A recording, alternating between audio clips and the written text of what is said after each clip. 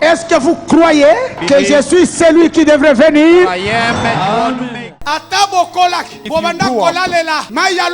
C'était le test. La loi a changé. Le sacerdoce doit changer. À la loi, témoignage. C'est fait.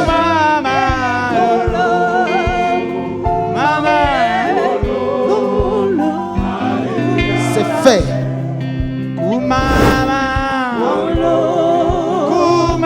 C'est fait.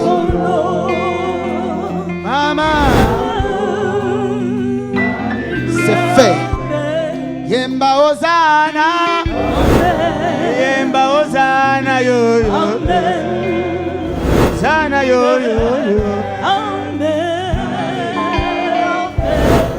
Asifiwe. Wana. Asifiwe. Wana. Asifiwe. C'est fait. Ndeko papa, ndeko mama, ndeko elenge ya magazine c'est fait. Sika nyonso magazine c'est fait kutio topesi yo mbote. Boyebi ete magazine na biso c'est fait ezalaka na base ya Bible. Oyo komami na 2 Chroniques 20. Oyo lobi ete ba pasteur bazali bakoloba ngo bien, mais nga nazoloba ngo na modèle nga na comprendre que batu oyo ba pesa confiance et pas ya ba prophète ba yokisa masonité. Lelo nazanga moko te na kati ya plateau c'est fait nazana ndeko Gilles na pesi mbote maman Sophia boni oza malamu na sepeli lelo tozo partager plateau moko pona likambo moko munene ezoleka na Kinshasa. Oui. Oyebi yango pona prophète messager Emmanuel Dodi. Oui, nayebi yango ndezo sala actualité ya mikolo. Yango sala actualité mikolo yo bandaki depuis samedi ti lelo tozo pe matin yango lelo to bengisi ba pasteur ya église universelle pentecôtiste charismatique pour ba répondre na motuna ezande mwana tende eza malamu na sepeli kutu komba bazali wana bazali basel na nkolo. Je pense que bagoyede biso bagoyede pe opinion ou ezali kotala biso par rapport à cette actualité ndenge bato bazozoela yango pour ba question eza makasi eza makasi na mopanzi na nga naza na pasteur Gédéon Sekanie na pesi mbote maman Sophia mbote ndeko Gilles mbote papa na balandi nyonso ya magazine c'est fait et je crois que ça sera fait aujourd'hui.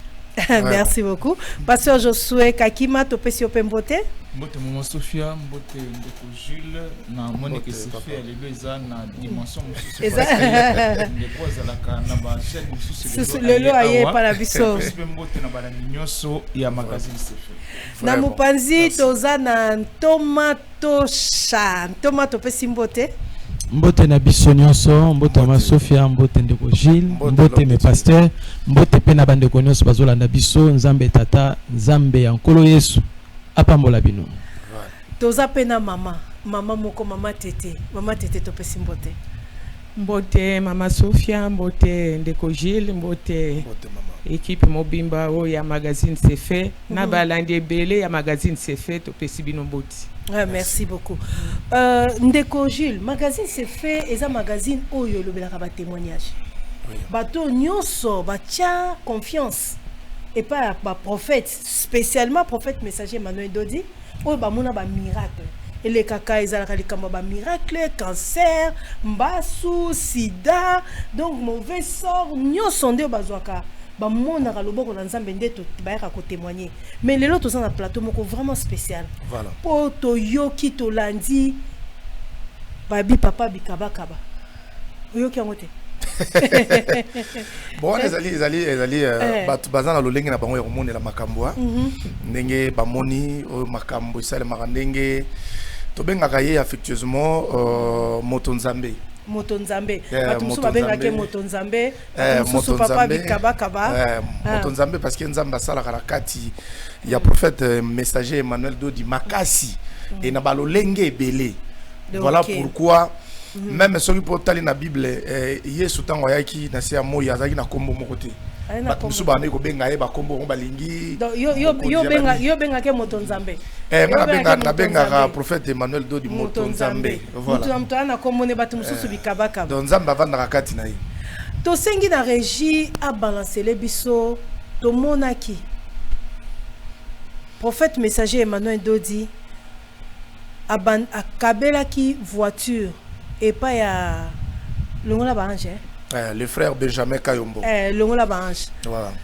Régie. C'est fait. Balongola ba anja eko longola voiture. Tokei lisusu alobi koto asepelite ba fangwa. Ngana poni. Ngana poni. Wakuta. To tambola kana mutuka ne. Daji na sana mutuka te na luaka mutuka ko tambola na. Dieu me boyoki fini. Dans 4 jours, na pesie type ya vangwa. Mutu munene boye ata binomoko. Lobby, vous prenez l'argent. Ozuela ye na sombelie vangwa. Amen. Ngai pe na komi mwana ya prophète Emmanuel Dodi. Bonjour leader. Leader to sepeli komona yo lobby ezaki le premier lelo tozali Lelo eza le 2 novembre 2025 nazo pesa prophète Emmanuel Dodi merci papa alobaki lobby que dans 4 jours. Dans 4 jours. Mais lelo 4 jours de kokite, c'est-à-dire journée moko. Lelo tozali le 2 déjà de na ye kopona mutuka. tozo cheke tozo kende balongola ba anja eko longola voiture. Tokei lisusu alobi koto asepeli te bafangwa. Ngana poni. Bozo mona après 2 jours. Prophète messager alobaki lobby na clôture mais lelo yeyo aza liboso ya mutuka aponi mutuka. Papa Benjamin oza likambo koloba. Likambo ya koloba kozanga te mais na koloba ngo na miso ya bato. Kaka na église mukolo je crois dimanche prochain le 9 na koya na église liboso ya bato na pesa prophète merci na miso ya bato lokola makambo elekaki kaka na caméra il fallait tozonga susu na caméra kaka na église kaka bisika moko ange ya kopesa abimaki nde bisika ngai mpe nazokita lisusu. Est-ce que prophète des nations prophète lokola prophète Emmanuel Dodi akosala machona ekobanda ndenge nini ngai mpe nazala moto ya machona te bato nyonso banda komona nde nazotambola na moto longola bange mais lelo nzamba prophète alongoli ngai na makolo nakomi kotambola na motuka.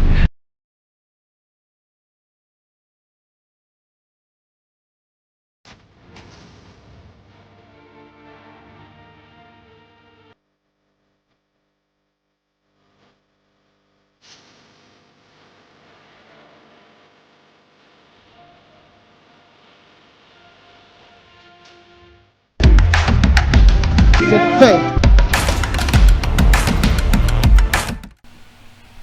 Touti komona na régie, merci régie. Kezala qui certains samedis, touti koleka. Prophète messager atunika ramotuna. Et pas ya frère Benjamin. Sokoza na voiture. Andimi pe asali nini apesier. Yango ba pasteur bazar. Pasteur Gédéon Sekanien. Mbote lisusu. Merci beaucoup, Mbote Maman Sophia. Oyo tomoni oyo. Eza réalité, hein? Oh, je pense que Ndenge et Salamaki, il n'y a pas baisé zawanate. Un prophète n'a qu'à un prophète messager le col Emmanuel Dodi. À cause la matalanate, à cause la baisete. Et puis il y a Zamutu, il y a Malobana Misala. Soka lobby loko, il faut loko anako kisayango. Et puis c'est quelque chose qui n'avait pas été préparé ni prémédité. Et loko ezalareke peut-être beze babongi saki yango ba kosala boy. Et ça même contre toute attente. Voilà. Même Ndeko Benjamin yemoko ne s'attendait même pas que ce jour-là nenga yaki à kozwa mutuka. Donc prophète Asalakaba œuvre naye c'est dicté par Lola. Voilà. Ce n'est que par Dieu. Zambo ya salaki ki a touché motema prophète. Ngana yo to éviter. Voilà. Zambo ya salaki que ce jour-là prophète a consulté ata mutu mokote.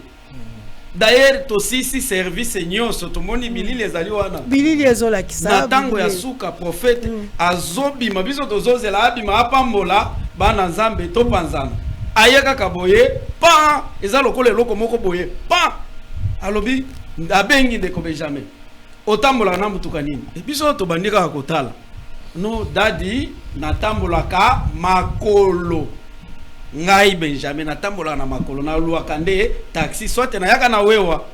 Prophète était touché na akabia ndeko Benjamin ndenge to yebeli banani basepeli na banzembo na yete ya longola ba ange ezo yeba na ba église nyonso epi ndeko wana ilai ya kozwa ba invitation soit disant na ba église ya minene aleka yemba awa na libanda ya mboka mais personne n'a pensé yako changer ko valoriser star na biso. OK. Mais acte prophète a pensé à valoriser d'abord musala oyo Benjamin asalaka. Oh mon. Bango bana ozwa kaka yaka yembaka eloko malonga ezate. Tozako kende. Ndeko Jules, motune pa na yo. Oponi nani? Tomatosha to pasteur Josué. Nalingi na tuna na pasteur Josué par rapport à Likamboyo. Parce que biso pe sali biso en tant que journaliste. Et kamwisi biso hein. Tozomona makambo aboye. Potoyo kaka balobaka ba makiona ezalaka. Mais au tozomona n'est pas pasteur le prophète messager Emmanuel Dodi Motonzambe ezokamwisa biso. Ozomona ki eza diti kotak réel. Parce que alobaki dans 4 jours, ndenge tolani na vidéo wana. Mais koki même pas 24 heures. J'ai dit même pas 24 heures parce que moi je me souviens quand le pasteur Gédéon m'avait appelé, c'était aux environs de 15 heures le dimanche pour me dire que nous sommes déjà à Saint-Doué. Tous sommes la Benjamin Moutouka. J'ai dit ah bon? Pas même 24 heures. Pas même 24 heures. Ce qu'autant au bino, bomonaka nzambe azosala na prophète ba makamande ngwana. Bino moko bo mesala nango bo tuvaka ngo normal to ezala na ndenge nini? Motuna yano et pas pasteur Josué. Le Jules pour Motuna. Acte ya prophète Assaïli Benjamin Kayombo, les ana ba définition ebele. Premièrement, d'abord eza Kayombote avant hier, ça sala na batu mususu. Tokoko makuna. Izala ki na touché un ngongo na ko virer na réponse nanga. C'était aussi contre toute attente. Toyé à Yembi, ils a toujours anniversaire tout ça. Poser question salle à tes $1 million na kufuta. Donc quand le prophète pose ses actes, ils a d'abord pour na komema batu ko comprendre que Nzambe afutaka. Vous comprenez? Nzambe afutaka parce que ndeko Benjamin Kayombo, on ne sait pas, il a autant d'années, il y a carrière na kati ya musique nae. Même lui-même ne s'attendait même pas que jour wana koza mutuka. OK. Mais si maya acte wana ndena utuko lo bazana ba plus il y en a plusieurs portées. Parce que si maya acte wana le prophète vise le salut. Exactement. Si maya acte wana parce que batu nyonso pona babika bakoyela nzela mokoti. Le salut wana na lingala. Lobiko bon peut-être lingala na biso ya Kinshasa za pauvre. Moni lobiko la maladie le salut ça dit lobiko ya mutu mobimba. OK. Je comprends parce que mission prophète Nango, il prêche le salut, la résurrection des morts et la vie éternelle. Exactement. Mais sikoyo batu nyonso oko atteindre bango na ndenge mokoti. Au moment même du temps du Seigneur Jésus, et ça n'a pas de besoin de nakolo espace que balé qui mapa. Ozomona bazala zakola ndepo balé qui mapa. Et puis à un moment donné comme ça bango, vous me suivez en vérité. Vous me suivez pas parce que vous avez fait les miracles, mais parce que vous avez mangé le pain. Mais quand cela ne tienne, c'est une voie pour Batu, Baya, Kolanda, Matea, Baya Koyoka Salupe Babika. Tokozongela ndeko. Ndeko ji tokozongela tokena ne pa ndeko Thomas pa ya Thomas toye pa na yo. Merci beaucoup. Tolingi motuna nanga ezali boye. Prophète messager Emmanuel Dodi. Soki tolobi to senga na régie ako balancer les biso ya Moïse Matuta ndeko. Voilà. Nazalaki pe ya Moïse pe na monaki pe. Voilà. Soki pe to sengi pe régie ameka pe ko balancer les biso ba moto moko epesamaki ya l'église. OK. Ba moto epesamaki epa ya prophète apesaki batu na kati na église. Na sima toke lisusu ndeko. Tomonaki ya Sandra Lina. Ouais, ya Sandali na monaki. To monaki hein? Ouais. Au monaki ya Sandali. Nazalaki mukolongoti bazo meka yango Vanguard ya rouge Bordeaux. Voilà, j'avais vu. To monaki hein? Na monaki pe. Motuna nanga siko eza boye pa ya Ntoma. Prophète messager Emmanuel Dodi. Oui. Wana eza kaka liste ya mukie o biso ba journaliste toyebi hein. Toyebi voilà. O biso ba journaliste toyebi. Tangu ye azosala biloko ndenge wana koto toyoki passer Joshua lobi aoluka lobiko nini ya modèle nini wana aza komiteka ou bien azolinga batu bayeba ke ye azali ou bien azanini objectif na ye azolinga atteindre nini. Merci beaucoup. Premièrement, il faut que batu baluka biloko mibale ya liboso batu basengeli koluka ba yeba nanu Emmanuel Dodi azanani soki ba comprendre o yazali après ba meka koyeba azawana pasala nini connaissance de l'homme et de ses œuvres ou la connaissance de l'homme et de sa mission biloko mibale wana kaka koyeba mutu na koyeba musala na ye parce que des fois batu basambuyaka na vie ya mutu nyonso na vie il faut identifier d'abord na biloko mibale koluka oyeba ye aza nani et puis musala na ye za nini. Quand je parle de Maman Sophia finalement na Maman Sophia aza nani asalaka nini. Quand je parle de Ndeko Gilles vous voyez même moi vous m'avez appelé Thomas donc automatiquement bandi koluka Thomas za pasteur bandi koluka ko identifier misala na ngai. De même avec les prophètes messagers Emmanuel Dodi. Batutam bazolobela Emmanuel Dodi, bazolobela ye na lolenge o fallait pas kolobela ye. Pourquoi je dis ça? Parce que la plupart ya batunazo yo kandenge bazolobela en tout cas bo tolerenga bazolobela mingi na nzoto. Réseaux sociaux eza koninga. Oui, bazolobela mingi na nzoto. Mais laissez-moi vous révéler une vérité. Si vous voulez connaître Emmanuel Dodi, ne les regardez pas d'abord dans la chair. Ezamutuno tuningai, azolukanini, amitalisa, azolukanini, amimonisa. Donc, ce n'est pas d'abord ça. Il faut comprendre que Tobengi est prophète. Quand on parle d'un prophète, donc azamutu azana ba capacité au mutunyo surtout anangote. Azana capacité ya komona o batu ba mona kate. Ana capacité à koyoka o batu bayoka kate. Des fois vous êtes avec lui comme ça, mais lui il commence à recevoir les histoires oyo mutu moko azana yangote. Imaginez mutu awuti soki wa pa binika mbala moko ayatuna mutu oyaki ndengeni. Est-ce que vous ne pouvez pas vous poser cette question ya roluka koyeba nini tindie atuna mutu? Est-ce que zambala liboso aya de longola ba ange Ezamba liboso aya na ministère des affranchis. Ce n'est pas la première fois. Ezamba la liboso te. Ezamba liboso te. Mais eza aya déjà. Mais ayemba imbale et puis kutu aya ki kaka passa la surprise.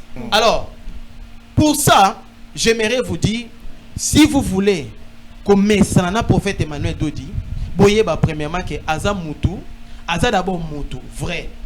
Oui, mais aza mutu la mutu nyonso te. Abotama na tata pe na maman. Oui, yango na bitango aza mutu, c'est abotama na tata na maman. Andeo ya kozala mutu abotama na tata na maman, abakisi degré musu c'est un homme spirituel. Donc au-delà ya koyoka kabatu, prophète Emmanuel Dodi ayokaka milimo. Après koyoka milimo, prophète ayokaka pe ayokaka nzambe. Donc, Bovandi Neboye, pendant que vous êtes avec lui, nous sommes, on est toujours avec lui. Beaucoup d'années, Boye, Moni Moutavandi, ça va. Mais est-ce que ça va na ebisi biso tovandi nae? Non. A ebisi oyo ibiso sanini to monate. C'est ce qui fait que prophète Emmanuel Dodi, soki bomoni azo poser ba œuvre, ba action, boye ba ke ce n'est pas toujours na ndenge ba pasteur o ba mesana ko sala. Tona ndenge ba tunes ba mesana ko sala, ba député, ba ministre tout non. Quand le prophète Emmanuel azo sale loko, azo sale yango premièrement azo viser bunzambe. Ndenga zawana deux. Prophète Emmanuel Dodi azali non seulement prophète mais aza serviteur de Dieu. Okay. Donc il est là pour faire ce que son maître lui dit de faire. C'est pour cela Jésus a dit ma nourriture c'est de faire la volonté de mon père. Donc prophète Emmanuel azana tepo batu so akoka moi. Mutu ako mituna bi mais oh Maman Sophia mais yo zala ranaye apesa onini. Ah mutu ako vanda ba abi. Wana ozo yela biso no kina ba mituna na mituna wana. Tu so akoloba. Est-ce mituna na banda ye makamno c'est mituna na biso comme ko répondre biso lela biso. Ah merci beaucoup. Alors elo na ngina lo besa nini? Batu faut pas comprendre que aza après kozala homme spirituel, homme prophète, aza homme serviteur. Dans ma commis serviteur, à na asala on zamba zebisaye asala. C'est ce qui fait que ceux qui bolande li malam. Ba œuvre ya prophète et ceux qui ne répondre na ba demande à bato zo sa là-bas. Imaginez bien aimé qui Benjamin Kayom. Est-ce que na vie na ye so retourner na ba prière abanda ko sala abanda senga nzamba pese mutuka. Alors, ce que l'andeli, non, laissez-moi vous dire la vérité. Laissez-moi vous dire la vérité. Bon,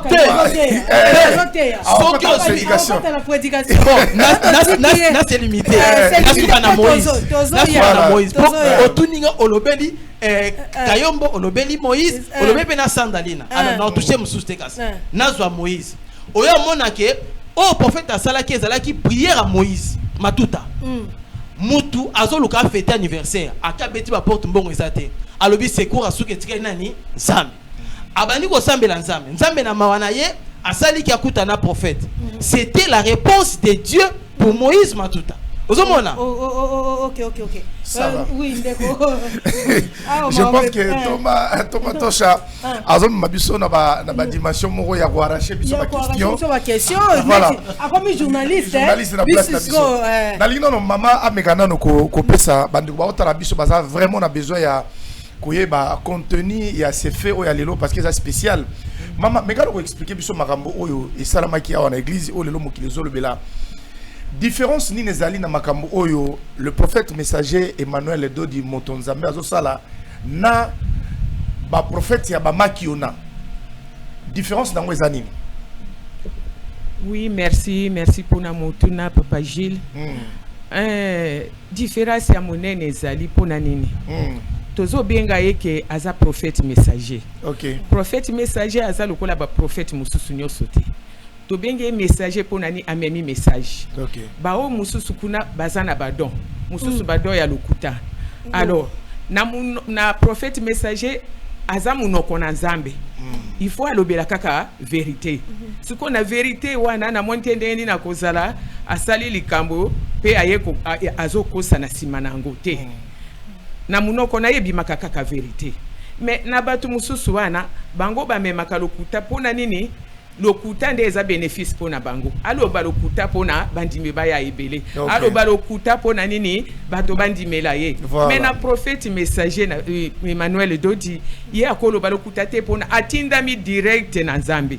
Amemeli biso vérité. Et soko tali bien message na biso ebengami message de la vérité. Suko yo muto o memeli biso vérité oya kokosa lisusu na makio. Na monite ke ezo simbate. Alors ye il faut à la différence na bato pona nini.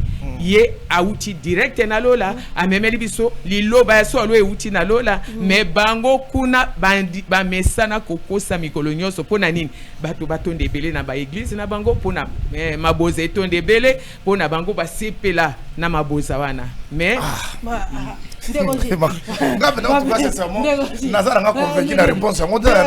bon to commandant ne pas ya passage Gédéon.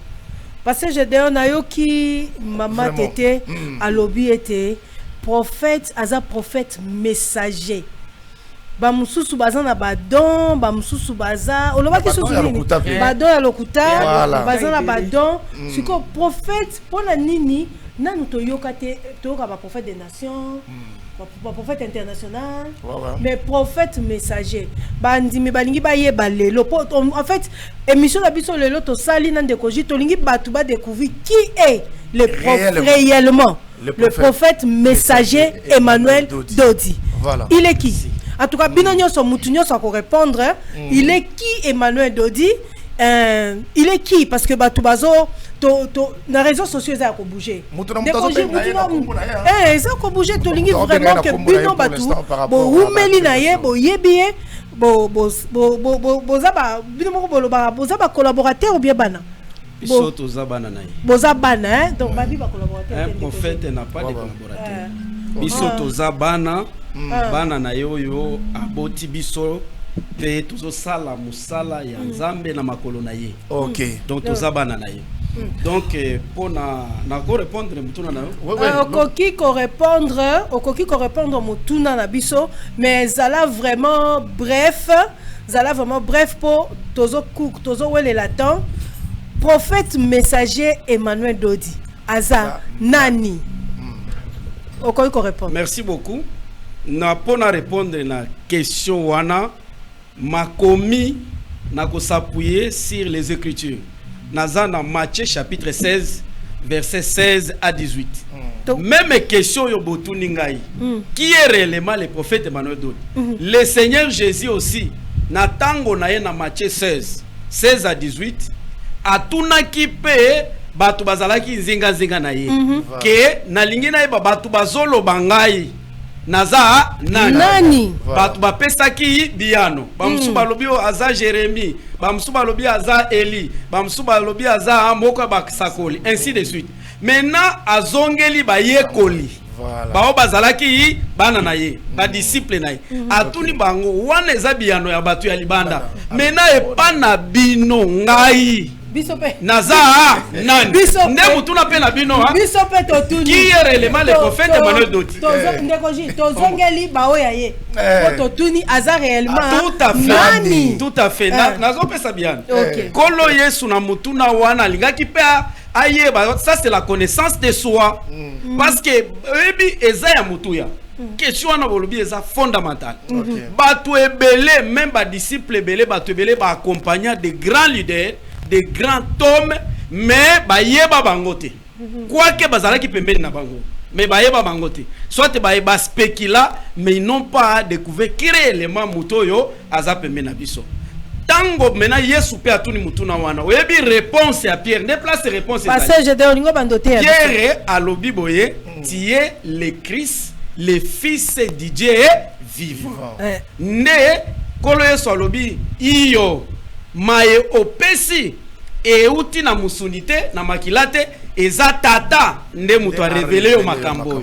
Ça veut dire quoi? Le prophète messager Emmanuel Dodi azanani. En voici la réponse. Le prophète Emmanuel Dodi, c'est un prophète messager envoyé de Dieu avec une mission de prêcher le salut, la résurrection des morts et la vie éternelle. Ok. Wana prophète. Ne yazaleli. Maintenant, mission ba pesi eza ya kotonga lingomba. Kotonga lingomba. Il n'est pas un prophète ya don nenge mama lobi. Il n'est pas un prophète ya babez. Il n'est pas un prophète ya koyana ba brique bâtir l'église. Na ba sima. Ah OK, kotonga lingomba lingomba. Kotonga mutu. L'église dont on parle c'est l'homme. OK. Kopesa mutu wana andimela malamo abatisama et puis akangolama avec l'objectif fait amema batu na lola na bombo ya seko na seko. Nde mission prophète mais yoka nalingi na chité. Momoni na mission prophète. Mission prophète ezali akopesa batu mituka te. Tozo ya question wana mission ya prophète ezali ya kopesa batu ba moto te ba mituka te. Mais mission na ye c'est le salut. OK, pasteur Joseph. Pasteur Josué. Pasteur Josué. Pasteur Josué. Pasteur Josué. Pasteur Josué. Kozonge la biso te o pasteur Gédéon alors auti ko lobaki ça toza liboso ba pasteur ya ngondo zomona soki to kati bango te cela veut dire que prédication et aux alamans pasteur Josué Rosala bref si mato comment toujours à la même question et pas un Thomas Dodi azanani aza prophète messager ennemi le grand salut. Le grand salut. Maman Sophia bateau wana français. Le grand salut. Donc le but comme oui. Bateau bosomona na mangomba bazo sambela babikate. Babikate parce que bandimela mabe. Babikate parce que babatisa mabe. Na pese exemple moko. Bateau nyonso bandimela Yesu lokola mokonzi mo bikisi. Bandimela mabe. Ba okota lolati. Moni déjà bato bakolanda biloko ezanini eza solo. Romains chapitre 10 bandela bato nyonso bato nyonso bandimela Yesu lokola mokonzi bo mobikisi bandimela mabe. Kasi yango nazofungola siko grand salut ya mimi ndeko lobiko ya monene o ya mimi eza confession de foi eza na bangomba nyonso. Alors que bato nyonso bandimili lolenge oyo bandimili mabe na pesi verset moko Romains chapitre 10 verset 9 bako vérifier bako vérifier bato ba théologie bako vérifier na kati ya version na pesi comme ezate vous avez déjà bato bandimela mabe bato babatisa mabe. Voilà pourquoi musala to kolio prophète mandat de ayena yango le grand salut to lobiko ya monene aye ko présenter yango na bato et parmi ba voix oyo et ko sala ke bato parce que bato nyonso tout ba za connecté na chaîne na biso prophète mandat de TV officialité. Vous avez baza connecté wanati. Il y a des événements on a dit OK ba œuvre prophète a posé ça n'a pas porté et belé. Vous avez Bible lobby kolo sur lobby ceux qui opèrent ça kaka bato ba pesa comme moti. Qu'est-ce que tu fais d'extraordinaire? Donc il faut qu'on kende au-delà. Parmi biloko prophète a ça là et ça biloko so ningisa. Mais na kata ko ningisa wana batu bayate na sens que tokozongela bino ezali bato babika na kokaba mituka na kokaba kofutela bato ba 9000 comme wana eza mituna ezotunama tolingi tuna question moko pour mama tete pour na sima to libérer pour mama mususu tingela kota mama tete tomonaki na église universelle pentecôtiste charismatique ministère des affranchis prophète azaki kokaba ba moto na kokaba moto yako kabela mama moko mama ngo asombelaki lupango est-ce que eza machona to eza réalité eloko wana yango to prophète Emmanuel Dodi akoko salela makiona te pona yebisa kiona lobi aza munoko na zambi esoki na munoko na ye ekomi kobima na lokuta na solo veut dire zambi aza wana te alors apesaki ba moto ezande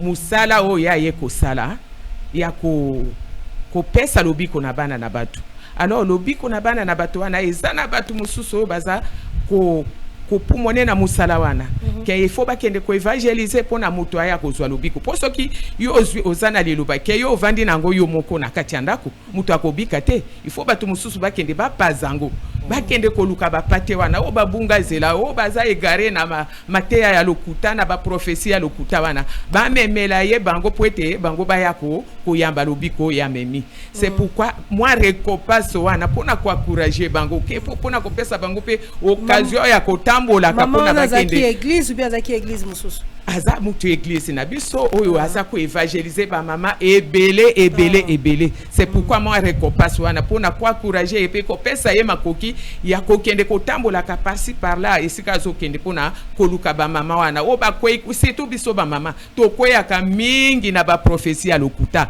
na banzela na ba victoire komo na ba pesi o prophétie wana o memami okei ne soki mama moko azo sala musala kitoko akwende ko récupérer ba mama wana o bazo bunga zela wana ke ba ya koyoka liloba ya solo pona babika afutaki ou bien ezali futite me koreko passer pe ko pesa yo occasion ya kozala na makoki ya kotambola pona kokende koluka bango po na Kishasa to yebi ke po tambola il faut transport siko soki ozana transporter ou kotambola ndenge nini c'est pourquoi il fallait ba récompenser ba pesa yo mo occasion wana ya kokende kotambola ka pona koluka ba mama wana oyo babunga zela wana o baza kokwea koya na ba pasteur ya lokuta ya kokosa ya kaboyo kobota ya kaboyo kozwa boye me bazozwa te baza konyoka mabutu lokola moyi.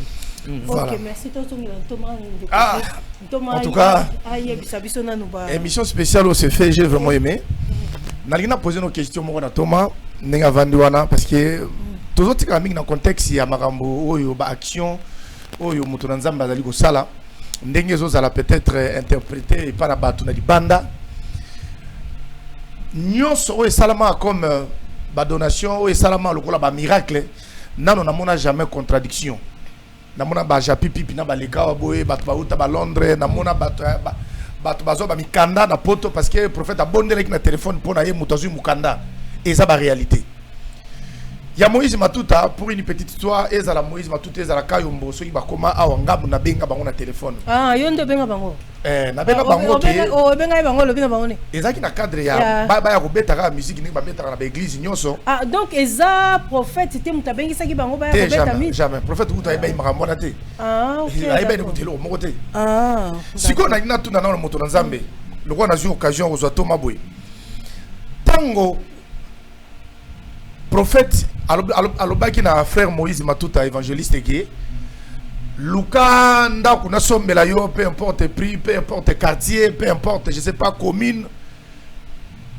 Paix et Salemi.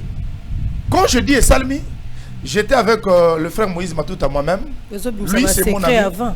Non.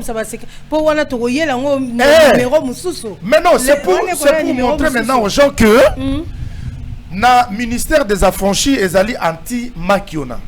C'est tout ce qui se fait ça la réalité. D'ailleurs tant que journaliste aussi fouilla qui déjà investigation on a déjà. Oui. Si on a ticket Thomas réponse na ngona. Tango buvanda bomoni prophète rabinote nazo yo na pession nda pour na pession lopango. Parce que bino moko peut-être na entourage na ye na no mutu moko azui cadeau na ya lopango te ya ndako te. Et ça la rabino siko ndenge nini. Merci beaucoup. Mutuna na passage de na passage Josué ba ko répondre biso na mutuna. Premièrement, ndé na bande koloba awa, vivre avec les prophètes, il faut vraiment crucifier d'abord la chair.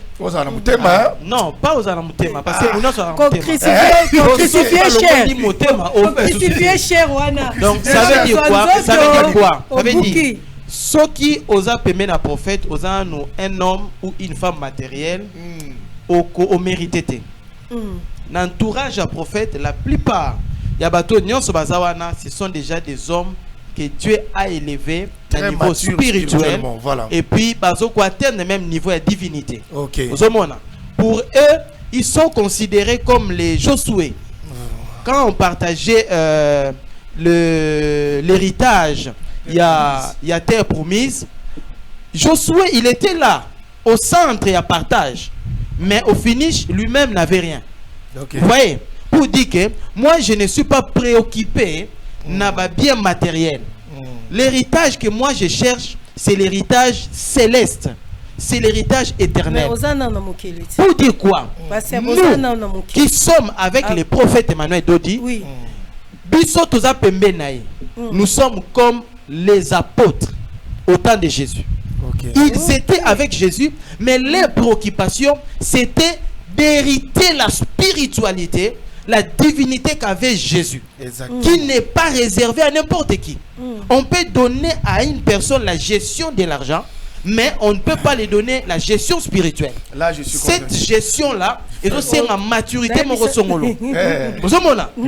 Pour dire pour nous, sincèrement, laissez-moi vous dire, nazoya na mutuna no biso na prophète Emmanuel Dodi towe la rami tukate towe la banda kute biso towe la bonzambo ezakati nayi. Mais bozana quand je vois nazoya tangu nazomo na prophète Emmanuel abiki sababedi azobeta ba se fait moi je rêve ça comme les apôtres na Yesu ebisi mais maître biso meki loko esimbite mais ndé no beta bili baboye et baga par jeune prière bon na loko wana on répondre que bato basalo zomona sincèrement laissez-moi vous dire une vérité niveau ya basali na Congo na biso auto pembe na prophète Emmanuel Dodi na niveau de spiritualité, il y a divinité ba poussa na bisoté. Je vous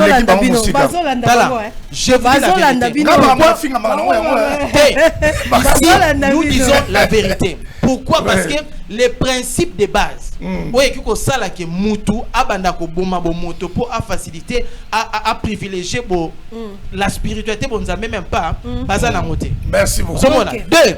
Maintenant na zongi siko na mutuna biso toza pembe tant bazo pesa batu mitema ezosala ndenge nini bazoyoka ndenge nini ndeko bazoyoka ndenge ye moko siko nazongi na bomoto siko nazongi na bomoto tokendele passage Gédéon tokendeli passage Josué baesikoyo esala ezoswa siko nazongi na bomoto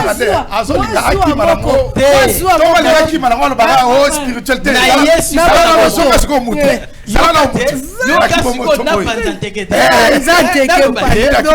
nazongi na bomoto na bomoto je parlerai premièrement de moi-même ozomona nongo moninga na vandi boy laissez-moi vous dire na somba kelamba olata te oh nyonso na lati tous so moninga na lati otali boyo motala ke elambo abeti epezanga morote ba pasteur nyonso pasteur Josué de Nazawa totika e bango bakoloba to bakoloba pe bakoloba pe omonga nazali awa na futelaka ndako te mais mais c'est là ebanda futelaka te basombela déjà esi na bosana yango donc pour moi nayebi te comment futaka ndako. Gloire à Dieu. 3. Laissez-moi vous dire la vérité. Laissez-moi vous dire la vérité. 3. Ndenge nazali awa nazana mituka na tambola nango non est-ce nga la suma mutuka wana non mutasomba yango za prophète Emmanuel Dodi zomona na to kasi bobolo bobi to kenete yango na tobake biso totana no wana te biso totana au spirituel mais le matériel laissez-moi vous dire tozana yango en abondance tokena mais pas déjà prophète asala déjà makambotu pona yo déjà calé siko to tuna pasteur Gédéon na pasteur Josué miteme soit kama te c'est là tozozo on comprend que quand on voit ces choses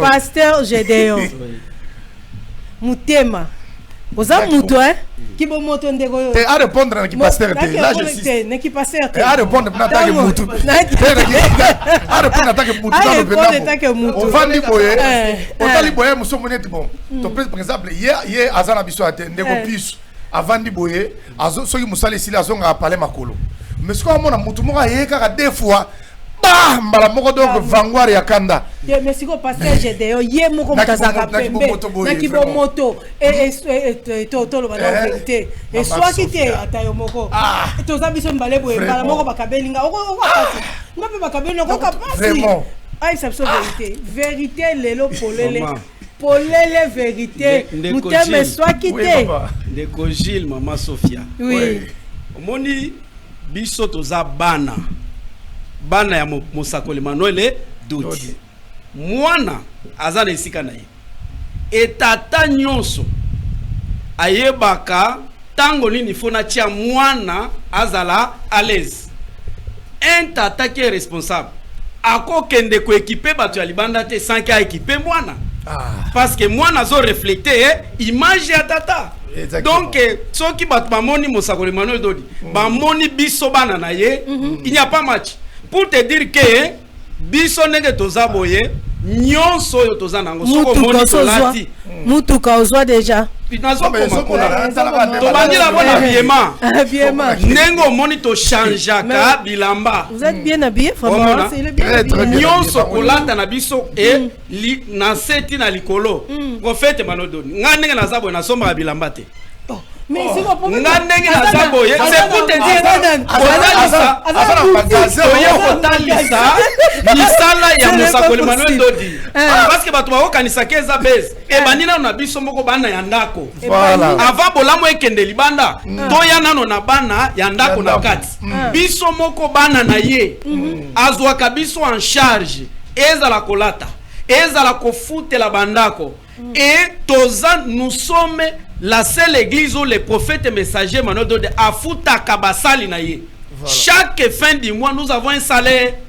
Un salaire qui permet de vivre d'une manière décente. Bana bakende kelase baswe médicaux ya malonga ezwama donc to ane loko moko te to ko envier libanda ya ko pesa mitema pasi ezate azwi biso en charge to salela nzambe na motema moko sans que toza eloko moko to kwa envie libanda mutuka poza na ngope mutuka mais bino moko bilili ezali avant Benjamin kayo moneke un échantillon biso bana déjà prophète apesanga mutuka pesanga mutuka marque X bilili ezali bibliquement parce que alinga ki biso bana na ye tozala na via makolote il y a même des pasteurs qui vont fermer leurs églises. Babolamo ya prophète Manododi eza epelé et puis na souligner loko moko ndeko Gilles Maman Sophia omoni les œuvres ba prophète azosala misala ya bonzambe parce qu'azo visé et loko moko te ya sena moyo. Tout ce que les prophètes visent, ils visent le salut et récompense na yeko zala monene kuna na lola. OK. Donc c'est pasteur question na poser ya ndeko Benjamin. Parce que ndeko Benjamin Kayombo, je suis le mieux placé. Parce que ngamu tuna solola na ye. Ngamu tukutu na benga ki e oyo ya invitation oyo. Ce n'est ni les prophètes invitation ya mibale ya yaki ya les 16 ndeko yo benga ki ya oyo jour ane oya liboso azolo ba anniversaire ya prophète oyo ya les 16 ngana bengi ndeko Benjamin ka boni boy na boy tout ça tout solo bino d'ailleurs na sala ki déjà programme na ngana yako sala prophète Emmanuel Dodi surprise na ya na bimaka dimanche pas na yako yemba na équipe na ngai nde na yebisete ndeko dimanche tokozana na mayanga nite tozana mayanga ni moko ya kafu samedi le 16 yaka telera na équipe comme ça oya koyemba mais prophète yeba kité d'accord voilà pourquoi ndeko Benjamin ayaki et nenge makambo pele kanaki même mutu moko ta influençaki yango prophète Emmanuel Dodeza vina yi tondimi c'est sa vie c'est ce qui fait il est grand leader tondimi côté parce que ayeba ka changer bien tout ne ko ya pasteur Josué yebsa biso nanu Namoni pas ça bien habillé, hein? Vous allez bien? Non, ça se voit.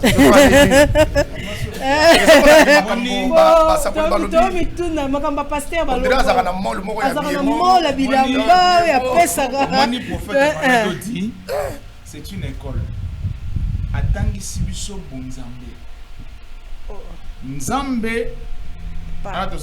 Papa tolo ba esala kibi esala kayo zuwa te yo komi makambo ya école boye tozolo ba tango bazo pesa batu mususu nazo répondre pona ko sunga bande ko bazo landa biso zo mona pona sunga bande ko bazo landa biso po tozo ka déjà ça tique dans tous les sens wa mutuna tozo yena ngwa ko fera tindela ngape bangwa nanga tozo yena zo mona comment okoti tozo ça exemple ya Yesu yemoko bato baliaki mapa masoki na otaka kolanda Yesu te balandi ye bayoki mateya sima koyoka mateya nde badisciple babi non rien à manger nde Yesu abi bopesa bango bino mobile baye na 5 pains na 2 poissons multiplier mapa et puis balie to komi na prédication pasteur tozo tunezo sala yo nzuwa te yango nazo koma place wana ozomona mo sofi ngana utina ba église de réveil Zomon, notre église de réveil, place où na tika la commune a un pasteur, un grand service et salemi a tiki bofrande azoyinda. Bakumba ngo ya okumba. Pasteur Josué, ozotuna. Kasi nazo répondre. Zuwa ozaka na ngata mukete. Omoni awa, to ana prière to sala kanzamba délivrer biso na convoitise. OK. Nazo comme en place wana. Parce que ce qui convoitise est longwete. Ndebiloko so bomela batu. Prophète Emmanuel Dodi, il nous a enseigné, il nous a préparé, il nous a délivré de la convoitise. Pour que tangu nzambe tate ayebisi biso boye abimoni na nature eloko ozo kipe mingi ekoya te mais eloko ozo mépriser nde kolanda ozomona tozo exemple moko banata bizao kola répondre biso kaka nanu te tangu bozana nzala makasi bochema ya fufu bino nyoso botelema mafufu ekomela po etoka metango bosali ti bobosani etoki déjà eza pona koyebisa yo ke mosakole mwana dodi asungi biso Là déjà on a compris que mutuna boyoto na biso tozoya en soi ntoma biso tozoya basali bokoto na so mutuna wana ntoma tokotuna te ndenge nini parce que biso bato bazolinga bayeba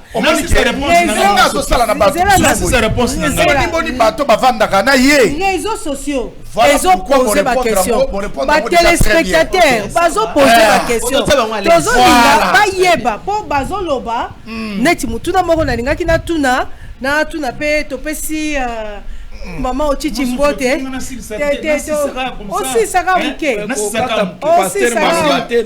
parce que omoni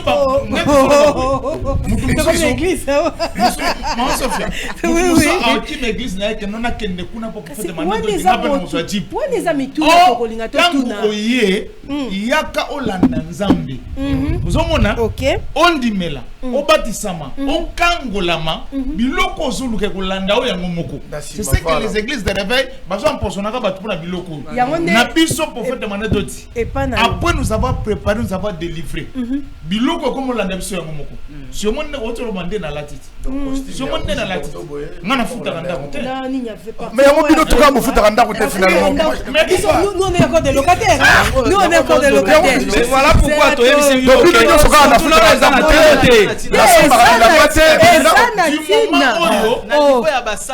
mais bato bayebi te bato bayebi te il y a une question très capitale. Il y a une question très capitale. Maman Ochichi, topesi omboto yambi biso koti na katikati ya émission to yambio tolingaki toyeba eloko moko eloko nini esala ke ba mama na kati ya église universelle pentecôtiste ba kangama na prophète messager Emmanuel Ndoti po est-ce que eza po asombelaka bato biloko to eza po na nini apesaka ba mama nini penza? Bon, merci maman Sophia pona mutuna soki ba mama ya ministère ya ba franchi ba kangamaka mingi na prophète Emmanuel Ndoti eza po ke aye ko fungolela biso vérité o toyebaki te afungolela biso vérité oyo biso toyebaki te totelengana na ba église bambula na bambula toyebaki te mais tant tokomi na se ya makolo na ye makambo oyo ya zoloba nanu elobama te oyo biso toye koyoka epa na ye nanu toyoka te ba délivrance pe musala oyo esalemi na ba vie na biso ata eloko pasteur Josué azoloba awa yake a délivrer biso na convoitise. Mama Sophia nazo yebisa yo na lobi ndenge bible ezolobe lobi lukana no bokozi na likolo nyonso ekolanda ona sima voilà eloko wana vraiment okoyoka ke kimia moko eza na motema apo azo assurer biso ke nyonso bozoluka ezali bokozwa yango après ça va être délivré parfaitement. OK ozo comprendre ndozo mona ke tango biso tozo poursuivre délivrance malembe okomona ke biloko yango moko ezoya mais tokangami na prophète Emmanuel Ndoti te po azokaba mituka soit pona ba jipe eza pona vie éternelle o ya fungoleli biso o to comprendre o to yokaki nulle part ailleurs.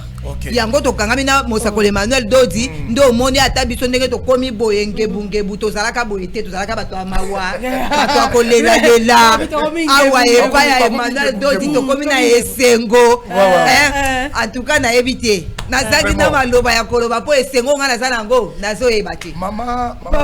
Papa tozokende na koshite mais nalingi na lobalika moko nayebi ke bapasteur baosilika. Ah bon? Nayebi ke bapasteur baosilika. Nayebi ke baosilika ndeko tomonaka bapoliticien bakabaka babiloko po baopréparer campagne tomonaka bapoliticien bazokaba po bapréparer bavoter bango quelque part pona objectif moko boye bavoter bango. Est-ce que prophète messager Emmanuel Ndoti objectif politique ni nazana alingi lobi ba voter ya comme président de la République alingi lobi ya comme député yango bandi ko préparer déjà terrain liboso de Roger bandi ko préparer déjà terrain ba déjà que aza papa kabakaba aza papa supportaka to ezani en tout cas wana natikeli bango misatu nga na journaliste nasali analyse analyse yo sali mama ezali malamu. Je pense que pasteur Thomas Nabiso Charleroi azana micro ye akobalisa yango na mutuna parce que ici maintenant les gens veulent savoir. Mikoleleki en tant que prophète alobaki na évangéliste Moïse Matuta okokota studio na groupe ya ministère des affranchis. Ce qui écouté bino ata $100,000, je suis prêt à couper ça yango. Batu balandi. Tango alobi makambo ya ndaku. Alobi ata makambo ya conseil Moïse Matuta ata ekoute $1 million. Nakofuta yango. Oui. Siko tango totali pena malamu. Mbongo nyoso wana. Oyo prophète Emmanuel Dodi atiaka wana. Azwaka mbongo ngo wapi kaka na mabonza to azana soutien moko politique mbongo moyo utaka na côté ya politique ya atiaka na compte na ye pona kosala ka ba. Est-ce que azali mutu ya IDPS? Est-ce que azali mutu ya PPRD? Est-ce que azali politiquement parlant? Parce que tozui ba question ko ute pa ba téléspectateur. Pour la minute yo yende mutasi internet. Na minute yo ezana prophète moko te bazotanga kombo na ye na internet. Lokola mototambe Emmanuel Dodi. Politiquement azam ta parti politique ni to alobaka soutenant Tshisekedi peut-être il est na oka miko eleki alobaki il faut bo pambula président Tshisekedi 3 fois. 3 fois ils sont à l'équipe au telemi pambolier Thomas Totikeli en tout cas boko yo ko loba parce que je dois ko kata yo parce que je sois ko loba Totikeli bino sincèrement c'est intéressant. Parce que bien habitué la vidéo vraiment Bozo représenter population bien. Alors premièrement par rapport à parti politique, prophète Emmanuel Dodi azana parti politique c'est vrai. Mais parti politique na eza nzambe. Donc oui. Parti politique ya nzambe ezalaka. Oui. Écoutez. Tant que parti politique, na politique est art de gérer, non? Voilà. Vous le savez qu'il y a aussi un sacerdoce divin. Alors, prophète, ce qui est parti politique, bref, il y a un parti politique où il y a un parti politique, il y a Lola. Deux. Botuni source ya mbongo na ye eutaka wapi. Laissez-moi vous dire. Mikolo ndena comprendre que azara millionnaire ya solo. Obiso to bito sa ba calcul de Gogil. Laissez-moi calculer 9,000 c'est combien? To calculer ya Sandra Lina, to calculer aussi ça te. Ndena comprendre que azara millionnaire, na comprendre. Deuxième question que sous mbongo na eza ezani. Yango na lobi boye. Vous reconnaissez que la Bible nous dit que l'or et l'argent appartient à qui? À Dieu. Si l'or et l'argent appartient à Dieu, donc Nzamba a la possibilité de répondre au pambola mutu. Tout le monde a la Bible Nzamba pambola Salomon. A pas moins la richesse extraordinaire. Tout le monde a David na psaume 23. Alobi l'Éternel est mon berger, je ne manquerai de rien. Donc pour dire que Nzamba a source et richesse yanani, il y a prophète Emmanuel Dodi.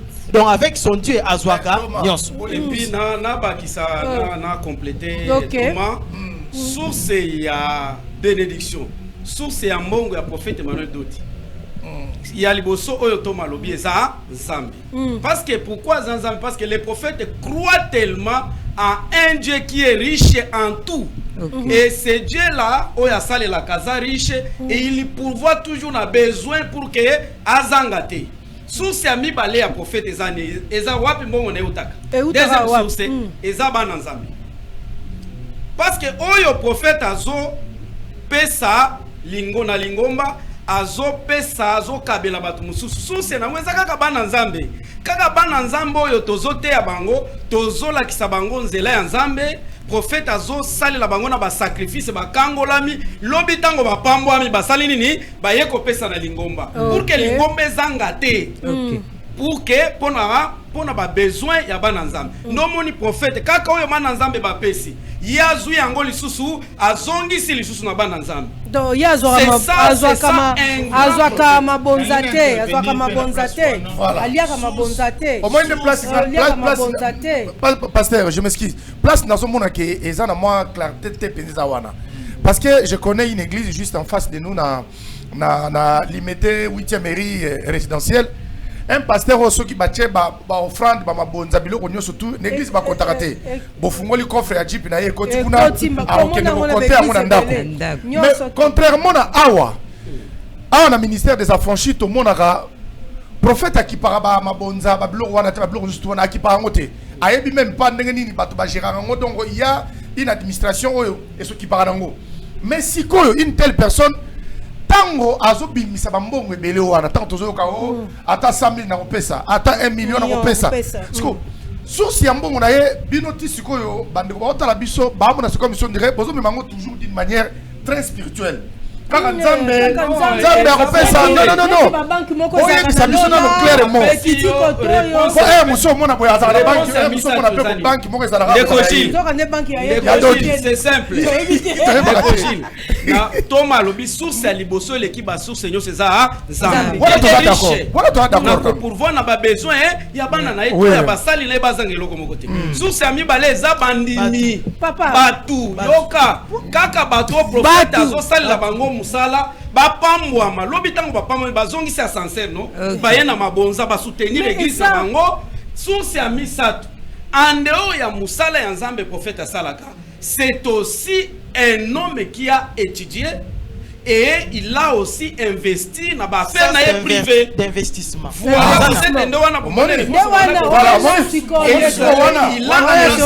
dans ses affaires privées parce qu'il apôtre Paul na Bible. Apôtre Paul abandai ko salela nzambe et en même temps bandai ko tisser ba tante na ye pour que aza la charge pour la lingomba te. Voilà pourquoi les prophètes Emmanuel Dodi en dehors ya ko salela nzambe aza pe na ba affaire na privé. Ezofula cela n'empêche qu'il y a ça la donne à mon désormais azapena ba boutique d'habillement na ye yango ba pasteur ni malata kitoko basoma basoma bilamba te azana ba chambre oui pasteur je suis ya mbongo ya prophète Emmanuel Dodi on se demande de le c'est vrai pendant on a insisté il sait faire la part des choses entre oya lingomba na oya yi au moins pas pasteur belé ozo mona bana problème na nzambe bandimi basali appel ya kotonga lingomba pasteur zimbongo na tia na poche c'est source ya pauvreté ba pasteur ebelé vraiment vous comprenez le prophète sait faire la part des choses oya lingomba a déjà 10 francs ils ont na lingomba et ça c'est un enseignement qui nous a donné. Pasteur Josué, na zokata yo tozo kende ko citer mituneze belé to monaka na ba église batunde ba yaka ko pesa ba pasteur biloko ba pasteur nde basala ba appel ba sombeli pasteur voiture ba sombe to monana nute que pasteur a sombeli monzimi eloko surtout que mondimi na été mondimi na été deux places na zo comme moment apana eloko na ko ebisa yo ya démarcation entre yaye na ya nzambe le prophète Emmanuel Dodi c'est le porteur de la miséricorde. Miséricorde na lingala bosawa koyokela batumawa batwazo tuna il vise quoi il est miséricordieux na serment na biso ya culte tozonga la mosa culte et le miséricordieux car ils obtiendront miséricorde. Dans tout ce que le prophète Emmanuel Dodi fait, il vise la miséricorde. Dans un exemple à Kayom. Alors, mais Moussali Nanzambo yo, Abaniko Sel Nanzambo, Tango la boye. Aouki Mawa. Ce qu'il fait, ce sont les œuvres de la miséricorde. Au-delà, à couper ça nous oppresse. Oui, oui, que Bissot célèbre la miséricorde 4 fois l'an. Et ça n'a pas date précise où tu as visité l'orphelin. Et ça, il y a munene ya lipamboli parce que surtout makambo ya kosala ba affaire privée ba musepe ko la bana ba affaire mais le secret lo que ça la kenzama pambola c'est lorsque azuyo que la batu mawa il puise azosunga vala il aide les autres et d'accord je suis convaincu d'accord pasteur je suis pasteur azana humanisme voilà ozomona azana humanisme azana motema wana ya kokanisela batu bolamu pasteur et puis eza vi na ye momba utabo mwana omoni misala malambo ya prophète et puis ndeko Benjamin Kayombe ce qui fait mal que batu ba sepela na Parce que j'ai des église à soi disant ma grande idée. Parce que j'ai des biso ba question. Ozo biso ba question. Mais mon côté yokela yema wa Benjamin. Oya zo yembela biso malamu to sepela na nzembo na ye. Pour que to longola na vie ya makolo. Parce que nous chaque prophète maman Sophia et on m'a comme l'ensemble des athlètes. C'est pas question na ningi na chaque prophète ezanine. Ce n'est pas parce que Benjamin Kayombo a extra. Ça c'est premièrement. Deuxièmement, et puis Benjamin Kayombo a peut-être moyembi à liboso te koleka awa pour bénéficier peut-être na dowana. Et l'autre d'abord, oui, tout chaque prophète Emmanuel de déjà premièrement ils a humilité à Benjamin Kayombo. C'est très important il c'est un chantre qui est humble et Yami Balé il a un bon témoignage parmi les chanteurs. Au monde est très important les maman. Son humilité comme qui ça, Yami Balé témoignage ya malamu Benjamin Kayombo to na ndeko Moïse Matuta. Baza na réputation ya malamu parmi ba yembi nyonso. Ba ba yembi ya ba gospel baza na bakuzo bebele. Motuna mususu ezaboy. Motuna mususu ezaboy. Pona nini prophète. Bible même le Bible non de ba pasteur boyebi. Que ce qui liboko ya gauche epesi ya droite et batté. Pona nini apesi yango publiquement. Pona nini apesi yango publiquement. Qu'il te oh biso to célébrer à chaque fois ils allaka rediffusé en direct. Nyonso o esalemaka elekaka en direct siko tango apesa ki wana est-ce que mutu moko ayeba ki ke ba ko pesa e voiture po ba publier yango ndengo na ezalaki eza nini te non bato balobi ke akoka ki pe ko benga ye après culte na bureau esalemaki wana ezalaki ke mutu moko asatandaki te ke likambo wana elinga ke sala mais asala na kati ya bureau tango akoti na kati ya bureau bato bazozela ye abima aya kopambola bana nzambe bapanzana ti bayoka ka toyoka ka mbala moko prophète abimi azotuna tatu otambolaka na mutuka nini ya yebisiete dadi na tambolaka na makolo kutu na luaka mutuka avant ya kobima nde prophète alobi fini à partir ya lelo na zo pesa yo vangoire eza matalana te ezali matalana te eza matalana te ezalaki na kati ya kilte bo kilte nyonso ezalaki rediffusé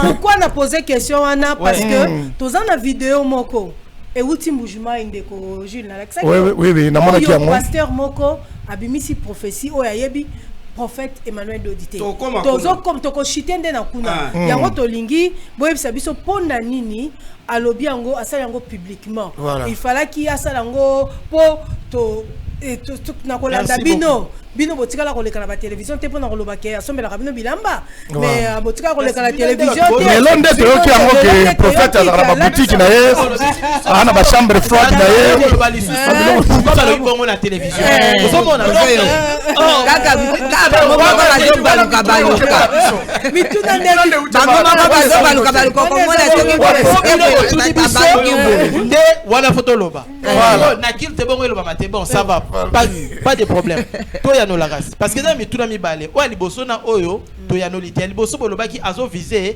nini osomona to ya no lia moté or eza mutuna ya bato belé pour na base à la éclairer alors ça on a combiné na répondre tous les deux questions ya liboso prophète na bana o mibale hein pourquoi asalaki yango merci beaucoup alors prophète laissez-moi vous dire ba confrère nanga bazalia ba contredire ngaité prophète asala misale belé o ba ebité ka ndenge bible lobi soki to lobi to banda ko étaler ba miracle yeso asala bible to komema ngote alors on ndambo bozo yoka comme na bible ezaka ndambo mais Jésus en a fait autant de même aussi avec l'homme de ces temps le prophète messager Emmanuel Dodi azana makambe belé o ya sala boyebi yangote je peux vous dire ngai nazala wana esika prophète apesa elekela ngai mbongo ya mutuka o mutu ya munene ya mboka oyo soki na yebisi bino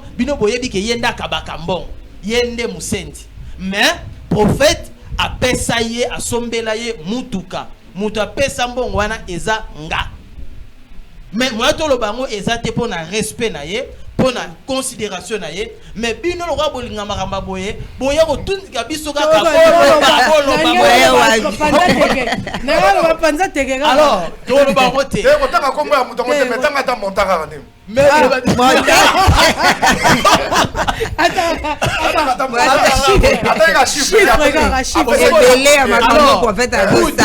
ce qui prophète oye salami ke elekana. Premièrement, vous devez comprendre que aujourd'hui conception ya mabe za na population que bato assemble la rende baza babola hein bato assemble la rende baza bato malheureux non oh lelo bo comprendre que eza na source ya bénédiction mususu te le rôle nzambe nzambe alati saka nzambe apesaka mituka nzambe apesaka bandaku nzambe apesaka mbongo na nyonso wana Zamba zana cadeau au mukilo ko pesa binoté cadeau wana yango prophète aye nango l'équipe cadeau nous s'appelle le salut et la vie éternelle. Donc ceux qui prophète azo sala batu ba mona ndenga sala na ken piana asana sandalina. Pourquoi? Vous savez que batu bele bandolo bana sandalina yo tika depuis otika tozo mona yo otambula boye. Écoute balobaki que sandalina koza mwasi ya prophète ko la pesa ki mutu siko yebisanga Mama Sophia ya bapanzi sango bokende kolanda ba danseuse nyonso bolanda fili na bango o bazozwa bazonyokwama soit balala ye soit simba mais aujourd'hui Sandali n'est pas ensemble azozwa yango na kimia c'est l'homme Psaume 127. Vous vous levez le matin pour chercher le pain de douleur, mais il en donne à ses bien-aimés pendant qu'ils sont encore au niveau dans un profond sommeil. Sandali na lelo azana ndaku asa kimia azana mutuka asa kimia azo voyager a kimia toye na ken biana dala bateau basali na circuit ya ken ava kutana prophète na ken na kutana prophète aujourd'hui ken aza na Europe na Belgique azo mene vinini so landi musala zo sala déjà oyo mukile pesa yete ayemba ami tumbambe kana ba star mine na mboka oyo o bazo bunda na mibale mais bango mbale muta pesa eloko azati mais grâce à prophète Emmanuel lelo azana tozo ke na rochite mutuna oyo balobi pourquoi ba pesa ki ndeko Benjamin Kayombo cadeau wana publiquement na ligne na yaka katozonga na Bible Yesu nkolo akoti na tempelo amoni batu bazopesa mabonza telemi vraiment liboso boya ya kitunga batu bazoya ko déposer ba mabonza Yesu atelema lobi na batu nyonso ba pesi mutu apesi lokola mwasi oyo mobola azate.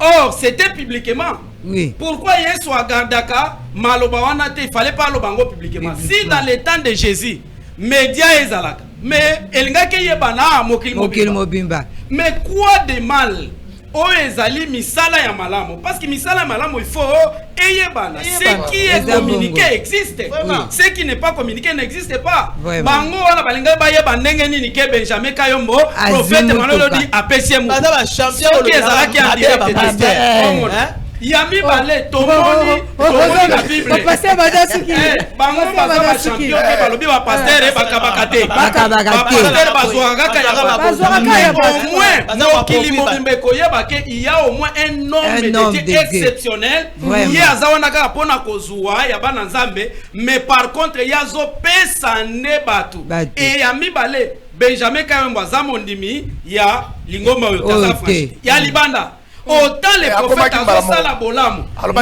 oya kati la bolamu et yami ona koshite tomoni na Bible pona koshite Zambe tata a utilisé qui corbeau akende kolesa mosali na ye Eli pendant na tango na zaki na torrent de Kéri. Et pourtant si le plan spirituel Corbeau azali nyama moko ya impur. C'est un oiseau impur. Mais pourquoi Dieu a utilisé les corbeaux à Yakolesa? Ça veut dire quoi? Zambé ayebaka pour répondre. Il fait chaque chose de bonne à son temps. Par les prophètes, Zambé ayé pour répondre. Bamabonde li andeko Benjamin Bambula.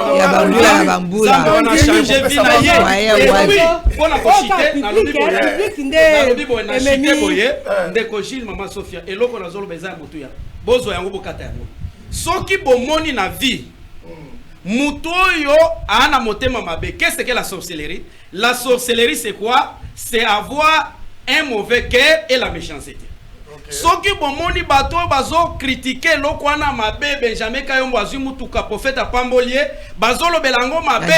La sorcellerie c'est quoi? C'est avoir un mauvais cœur et la méchanceté. Ce que bazana nini bana kindoki. Par contre basali nzambe asolo bazane ko remercier prophète alongoli bango soni tozo chite motema mabende kindoki tozo chite kanali pamolia monika tazando Tosengi la régie. Il y a ma bébé à interpréter à ma bébé. S'il vous plaît. S'il vous plaît. S'il vous plaît, Tosengi la régie. Totindaki vidéo moko tomoni ezo circuler. Et uti mbujimai. À part wana tomoni ya ba poto ya mikili mobimba ba comme si prophète lokola donateur hein oyo ngana zobela ngana zobela pesa ngai mbongo na fongola shop na fongola nini ba komi kolinga ba ya boko même téléphone zela toko répondre nazangi mbongo wa garantie toko répondre prophète a commis donateur mais à part bato yo nyoso tu bazo senga par bato nyoso bazo senga ndeko kaka mutu moko azui vision Aouti Nambujimai. Régie. C'est un homme de Dieu aussi. C'est un homme de Dieu aussi. Ayebi, prophète, messager, Emmanuel Dodité. Eza Azolo Bachiluba. Non, Azolo Bachiluba, en fait, je pense que l'homme de Dieu va balancer. Va balancer les bisous. Régie, Pius, Chimanga, balancer les bisous. C'est fait.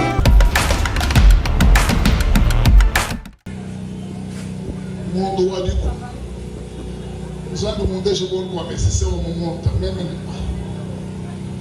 meme kwa spitosa kuna ambani naishika kwa mesese bayi bayita ndimona mesese kutuba bigere ni jibeka misheto kumaka suwenta misheto kumaka sa mesese wa jibeka ni misheto biteka bangambele ni ndiri cha kushika mesese mon monde de commune moyenne, mon monde de commune qui touche pas nécessaire de vie. Mais pourquoi c'est tout ensemble là, heureusement, du coup, mon monde doit dire commune moyenne nécessaire aussi. Il y a ça qui nous même là pour tourner. Ou du chic pas quoi parce que mon monde de commune dit, oui dit. Elle va tout mettre pas fort. Ni va me le dire pour moi la vie ni mais qu'il tout. Amen. Même pour regretter, même en décembre, pour ma loi, l'église commence à péter chez ma loi au monde. Donc, perspective de pasteur, nous voyons tous mes pasteurs. Nous ne pouvons pas fonder le pasteur Emmanuel. Nous ne pouvons pas fonder le pasteur D, pas fonder O, pas fonder D, pas fonder Y. Nous avons des pasteurs. Il y a un moment où nous avons point de yon sur worship. Nous faisons des gens qui restent loin. Au secret. Tout le monde est un partenaire et un partenaire. Il dit que c'est ça, on m'a dit que on a dit que c'est carrière. Il dit même que oui, nous avons comme ça, nous avons c'est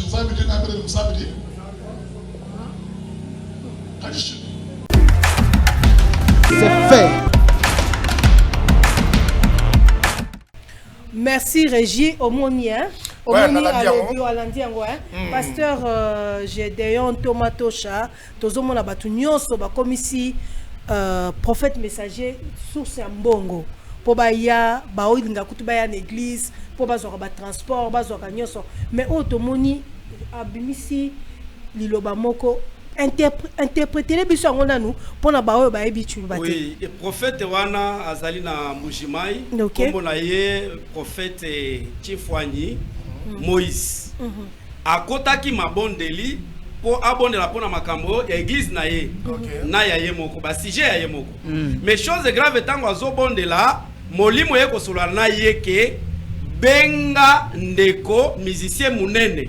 Je pense que a cité comme on a Jipempiana que yebisa ye ke malheureusement zo groupe na ya BCBG batu bazokufa mokili bazobamba ye makambo wana ke yende aza la base ya batu bazokufa na groupe na ye que baza ko endosser responsabilité wana et pourtant ye moko ndeko jibe azoye bate il ne comprend pas nini ezo frapper groupe na BCBG et prophète on a lobi boye solution pour ndeko jibe alobi te ke ye assemble la pona ye molimo yebisi ke aluka le prophète Emmanuel Dodi na Kinshasa le plus vite possible. Alukaye le plus vite possible. Akutana naye, seul le prophète Emmanuel Dodi a le pouvoir, la capacité à côté les esprit des morts. Oh, ils ont frappé groupe BCBG.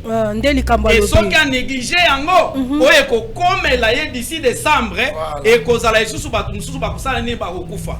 Ndenge message ya prophète Onazoloba. Ça veut dire quoi? Ça veut dire que ici au Monique c'est contre toute attente. Prophète Chimfouan Moïse Azana Moujimai. Ayebi prophète Emmanuel Dodité. Et prophète Emmanuel Dodité ayebi été. Même biso to yebi to monika les maisons circulant dans les réseaux sociaux. Nenge bino ne bo saleli yango ba recherche d'ailleurs. Oui. Et puis ici c'est Dieu qui est tenté de justifier son serviteur, le prophète messager Emmanuel Dodi. Parce que lui, l'homme de temps, Dieu lui a donné la capacité, pas seulement Yakomabatuna Lobiko, et aussi la capacité à côté les missa menace ya Monguna. Donc, ndeko, bandeko, bakolanda biso, bakomisa message wana epa ya concerné. Prophète Emmanuel Dodi, il est prêt à senga kaye lokomoko te. Akoyamba ndeko wana na groupe na ye, assemble la bango parce qu'il est le seul homme de Dieu. Il prie pour le pays. Il prie pour na ba famille, assemble la pour na lingomba, assemble la kapé pour na batunoso gratuitement. Ntoma pasteur Josué, motuna nanga ya sukande kweza ke na zobanga momuke. Ko bangeza que ba fake news de kokoyati. Mutu moko pa ko ya lobi ke prophète messager asalié bo. Akoy koko sapeti. Po toyo karake na sima ya gloire.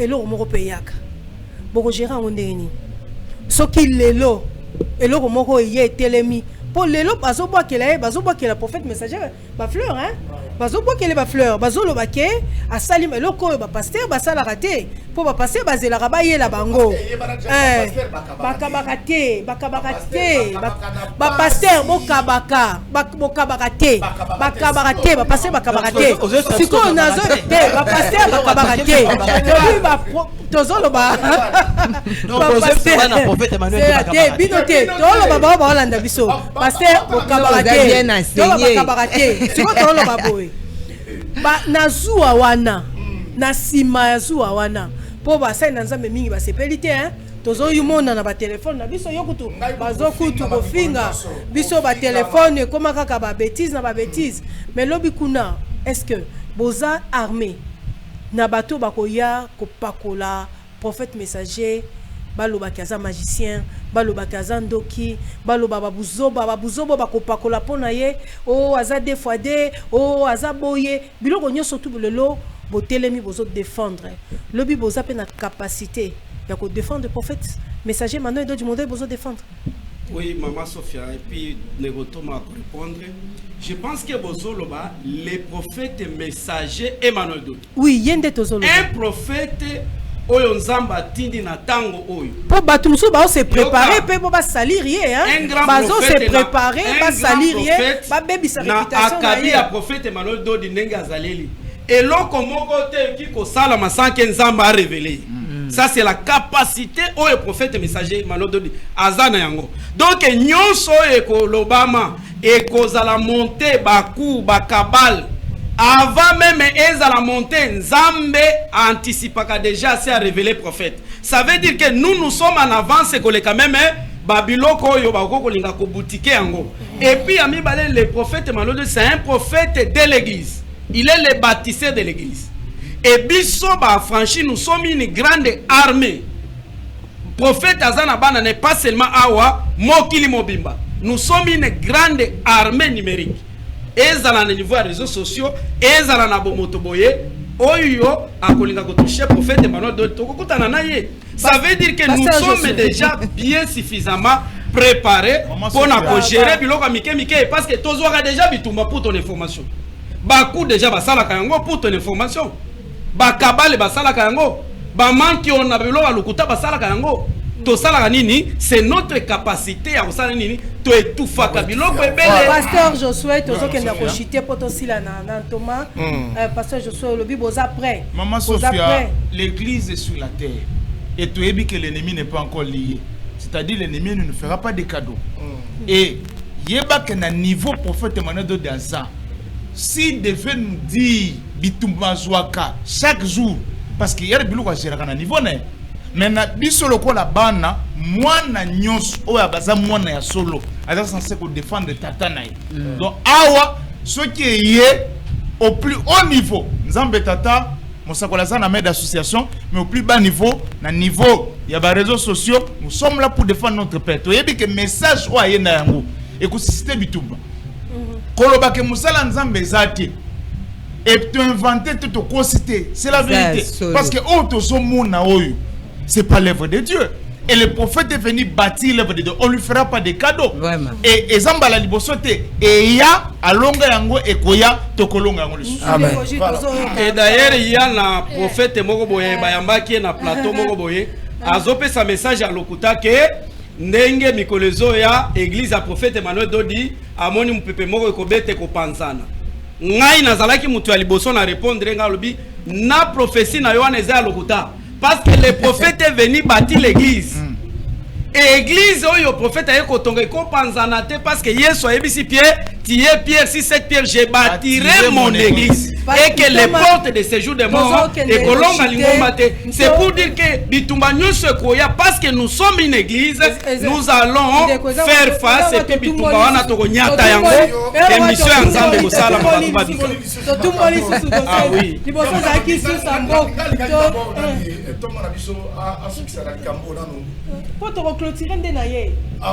Maman lobalo mongolelo soki maman moko atelemi a lobi yende azali moi si soki ya prophète bona bino ba maman boko koya to boko telema boko bunda boza prêt to telema to bunda na maloba na maboko te parce que biso toza bien enseigné biso to potana na buzoba wana te parce que oyo ezali spirituel déjà nzambe na lola zo sala ezaka ndenge pasteur Jésus uti koloba awa oya molimo déjà nzambe yemoko azo gérer yango mais ce que comme na sela na mabele neti entre biso ba mama to kosila na mama wana mais pona koyebisa ba pona ko to kosila na yeti pona ko salir papa na biso te akoki ko salir papa na biso te pona toyebi papa na biso toyebi très bien lo lenge ni tozo tambola na ye ale yo ya soki wapi oya ko pota ye buzoba e ko simba te to kotika yo pe ndenge wana te na o etali prophète ya Mbujimai voilà mission au prophète Ayeli ayebisie que no ba mission bazo kufa na kata concert na yo na orchestre na yo luka prophète Emmanuel Dodi. Le prophète n'est pas là pour na kopesa batu mbongo kopesa batu ba moto mituka de batu zoga o pesa nga nini na sala cabine o garantie locative. Le rôle du prophète moi c'est aboti prophète a un intermédiaire entre batu na Nzambe. Il amène les gens au salut. Biloro kola oyo, c'est ça la mission du prophète à côté le misaliwa. Parce que l'église, quand le Seigneur le dit, tu es pierre sur cette pierre, je bâtirai mon église, et les portes du séjour des morts ne pourront point contre elle. L'ennemi de l'église, c'est la mort. Ndeko jibem piana, besika zoyoka. Message oyo, et outi même papa na biso. Ndeko jibem piana. Jibem piana. Binadam. Nani? Binadam. Pasteur Evi. Maman, ça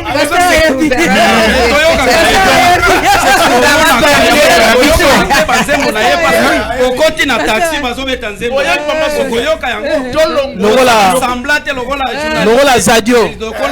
Boye mboko boye ba. Est-ce que yebi mama chala mwana lobio na yebi ete. Sadio bashina bato. Est-ce que yebi jibe na binadamu na yebi et jibe pia na kuku à toi.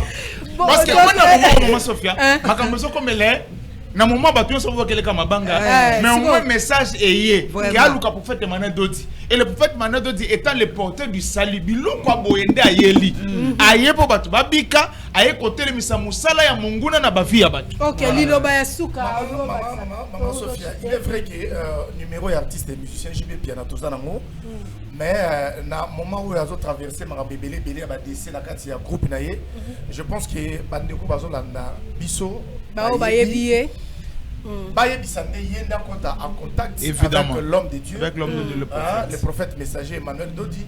Ce qui y a du courage wana a saleli maloba o euti mojimai.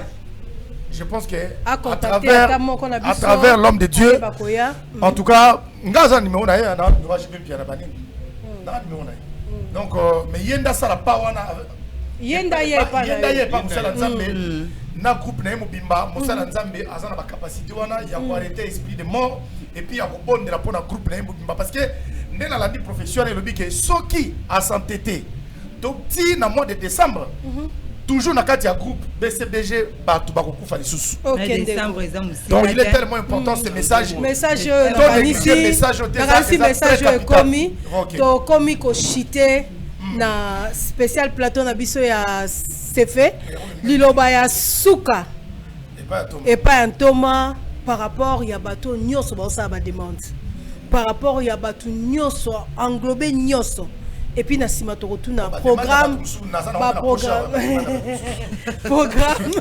programme ko zala ndenge nini po bato ba kotonda ouais bokozani sika ko yamba bango so baningi bakutana na prophète bokosala ndenge nini liloba suke pa na.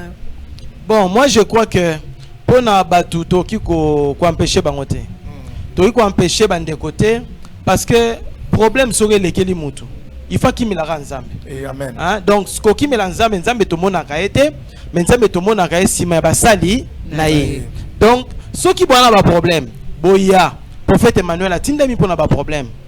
Na kata ba problème wana na finalité non seulement bokozabiyano na bino mais eza pona bozwande lobiko. Donc bande ko nyos bazana ba demande bon kanisa teke parce que ndé na moneli bat ba ko sala ba prière na bango pa ya prophète Emmanuel Dodi.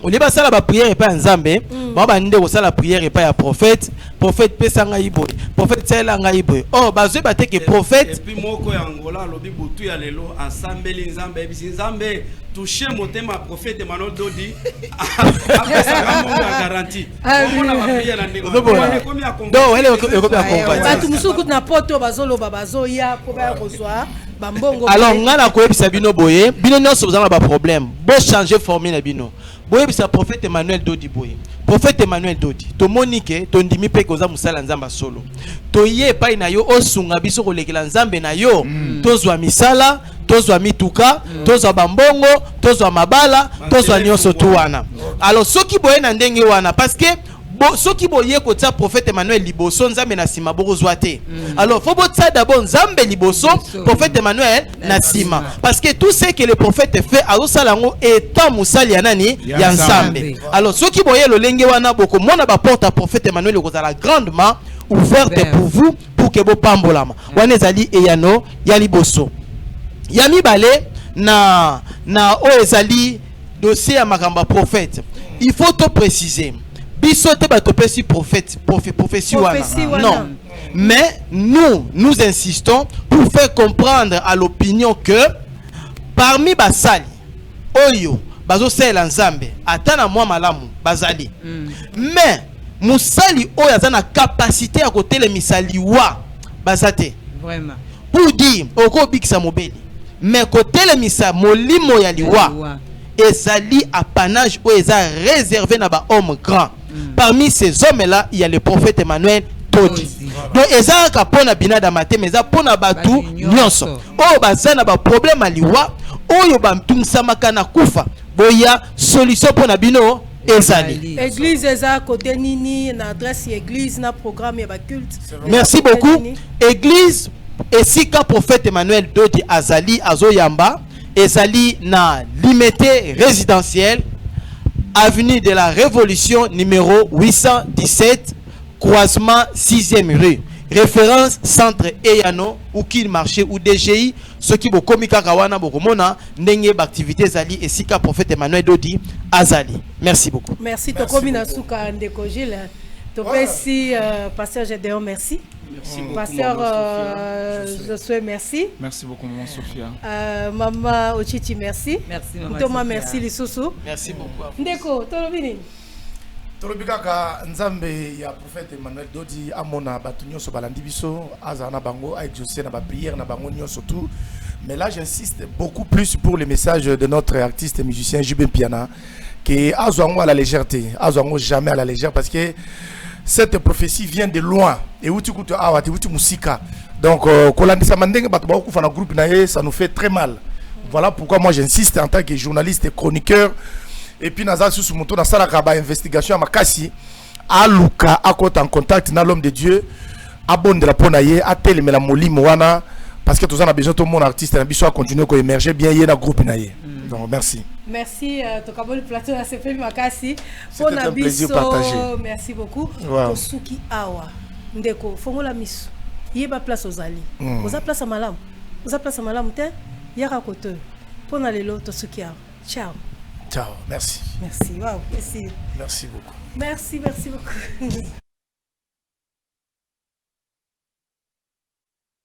Est-ce que vous croyez que je suis celui qui devrait venir? Atabo Kolak, Bobanda Kolalela, Maya Lobo, c'était le test. La loi a changé. Le sacerdoce doit changer. À la loi, témoignage. Maman, c'est fait.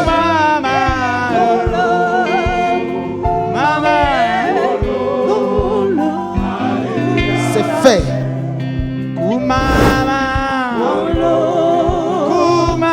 C'est fait.